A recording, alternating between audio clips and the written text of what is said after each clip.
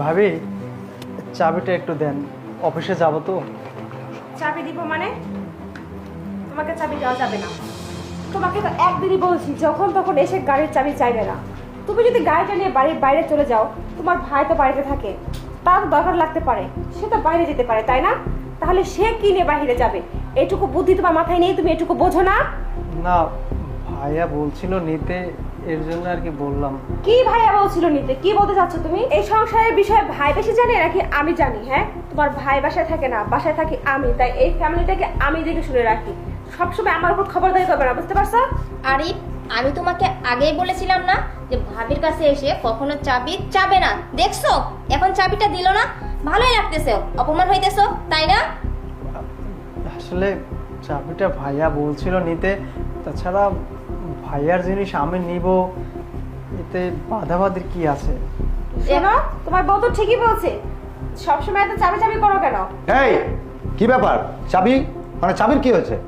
আর বলো না, তোমার ভাই এসে গাড়ির চাবি চাচ্ছে, তো যখন তখন সে যদি গাড়ি নিয়ে বের হয়ে যায়, তাহলে তুমি কি নিয়ে বের হবে? আমার তো দরকার থাকতে পারে, তাই না? এর জন্য বলতেছিলাম নেওয়া যাবে না।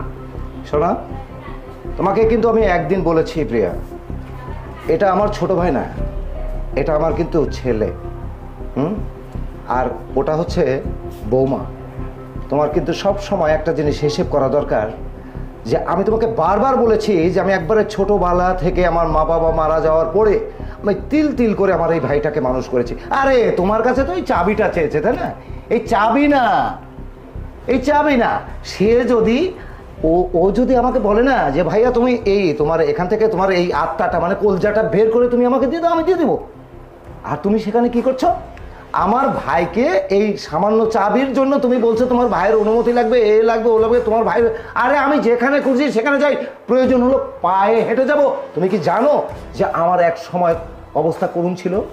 সেই সময় আমার ভাইকে লেখাপড়া করিয়েছি, আর আমি দিনের পর দিন এই হাত দুটো খোসা পড়ে গিয়েছিল, আমি দিনের পর দিন খোয়া ভেঙেছি। এইভাবে আমি রুজি রুটি করে নিজে রাত্রে পড়াশোনা করেছি আর ভাইকে মানুষ করেছি, সেইখান থেকে আমি চাকরি পেয়েছি। আর আজকে তুমি কি করছো? এই ভাইয়ের মাঝখান দিয়ে তুমি একটা ফাল ঢুকিয়ে দিয়ে পুরা পরিবারটাকে তছনছ করার চেষ্টা করছো, তাই না? শোনো আরিন্দা, কখনো আমার ভাইকে নিয়ে কখনো কোনো দিন এই ধরনের কোনো চিন্তা ভাবনা করবে না। শোনো, এই ধরনের বিষয়গুলো বাদ দাও, বুঝছো বলিয়া? কারণ তোমার এই প্রবণতা দেখে আমার এই ছোট ভাই বোন যেটা আছে না, ধীরে ধীরে ও শিখবে। আর তুমি যেটা করছো না, এক সময় গিয়ে কি করবে জানো? ও তোমার মতো শিখবে, আর শিখে ও আমার পূর্বে এই আচরণ করবে, সে ভুলে যাবে আমি বড় ভাই। তাই আমি তোমাকে সতর্ক